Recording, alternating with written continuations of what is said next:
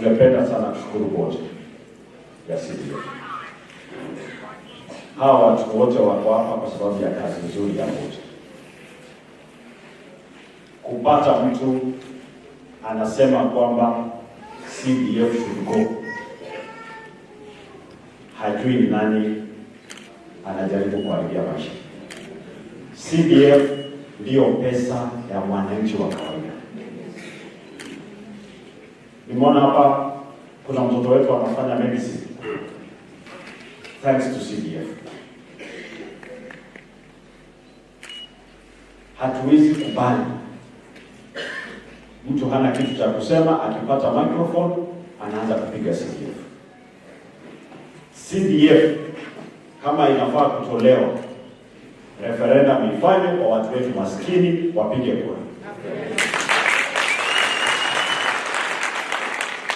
Kama si CDF, haya madarasa mazuri tumeona hapa haya angekuwa.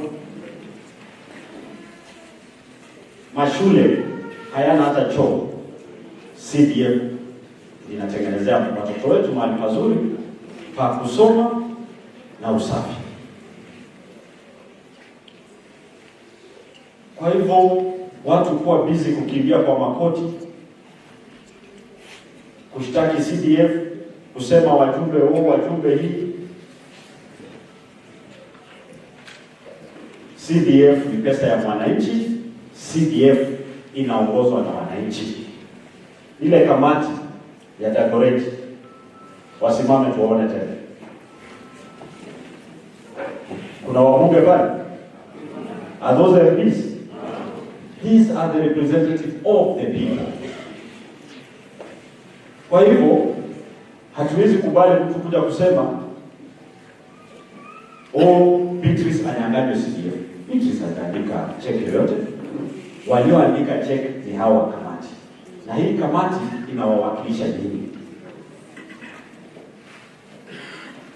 Kwa hivyo hatutakubali kwamba wananchi wanyang'anywe ile kidogo ambayo wamepewa.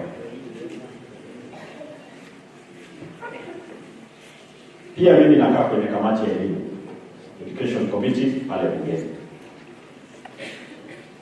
Leo nimeona Chief Justice ameenda kwa microphone, anaanza kusema funding model imekuwa mbaya sasa inafaa pesa yote iwekwe pamoja, mpaka hii basari hii yenu hii iwekwe pamoja, ipewe ministry, elimu ikuwe bure. Ni sawa, elimu ikuwe bure sawa. Lakini hii kidogo ambayo wako nayo ya capitation, ukienda kwa kila shule, kila mwalimu anakuambia capitation haijafika. Sasa ukiongezea hii, si watoto wenu wataishi nyumbani? Chief Justice, wewe kaa kotini, ngoja watu wakuletee kesi, utuambie kutoka pale. Mambo ya street achia sisi wanasiasa.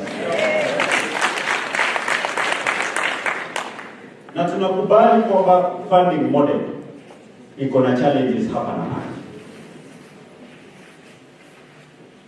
Hata mtoto hazaliwi leo atembee kesho. Lazima achukue wakati ajifundishe mpaka siku moja atakimbia, si ndio? Tumekaa nao wale wa bodi ya Higher Education Fund. Kuna makosa tumeona kwenye system na wamesema watarekebisha. Lakini na sisi wazazi, vile Mheshimiwa Beatrice amesema, wakati tunaenda kujaza, tafadhali, yule mtu wa cyber anataka wingi wa watu. Kwa hivyo anachukua details. Kuna kesi kadhaa constituency yangu, mtoto ambaye najua ni orphan. Wakati nilimuomba form, amewekwa band 5. Kumuomba form anionyeshe alijaza nini, mahali pa are your parents alive, aliclick yes. Yule hapo Nairobi anaangalia ile form, hakujui pale. Yeye atatumia yale mambo ambayo umeandika kwenye mtandao.